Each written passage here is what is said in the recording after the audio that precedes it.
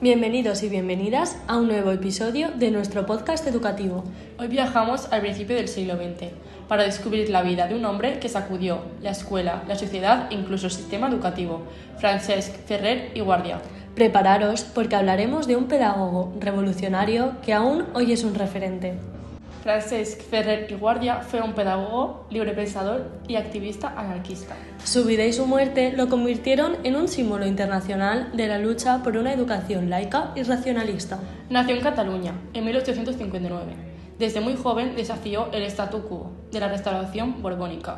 Estaba convencido de que la reforma social era imposible sin una reforma educativa radical y por eso combatió el adoctrinamiento religioso y la autoridad impuesta. Ferrer nació a finales del siglo XIX, en un momento marcado por la inestabilidad política y la crisis colonial. Vivió el auge del movimiento obrero y el anarquismo, especialmente en Cataluña. En 1901 fundó en Barcelona la Escuela Moderna, un proyecto educativo, libertario y antiautoritario. Esto lo situó en el punto de mira de las autoridades y la Iglesia, que veían sus ideas como una amenaza.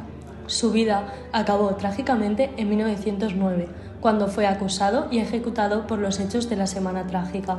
Una muerte injusta que provocó indignación internacional. A finales del siglo XIX e inicios del XX, la literatura experimentó una etapa de renovación.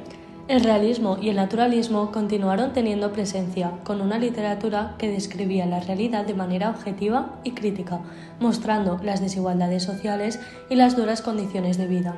El modernismo buscaba la renovación estética y la libertad creativa. Y la generación del 98 reflexionaba sobre la decadencia del país y la necesidad de regeneración. Esta etapa supuso una literatura comprometida con la realidad y con el deseo de transformar la sociedad. Ferrer i Guàrdia no era escritor en el sentido literario.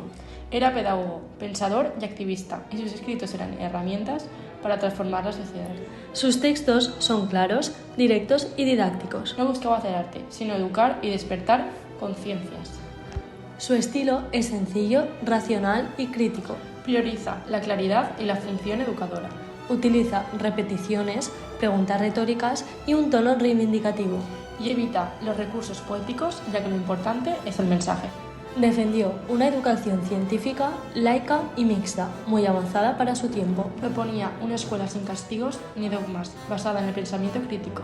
Y utilizó la escritura como instrumento de transformación social. Él revolucionó la pedagogía en su tiempo. Utilizaba un léxico claro y racional, con vocabulario de ciencia, educación y libertad. Frases enunciativas y argumentativas para defender ideas, repeticiones para reforzar conceptos clave como libertad y justicia. Preguntas retóricas para provocar reflexión, tonos críticos y reivindicativos. Y no utilizaba elementos poéticos porque el mensaje era prioritario. Su obra pedagógica influyó en autores que escribían sobre educación y transformación social. También contribuyó a generar un ambiente intelectual abierto al debate y a las nuevas ideas. Hoy en día, Ferrer es referente de la educación moderna y del pensamiento crítico. Sus principios continúan inspirando movimientos educativos. También es símbolo de libertad de expresión y lucha contra la represión, y su vida se estudia para comprender la evolución de los movimientos progresistas.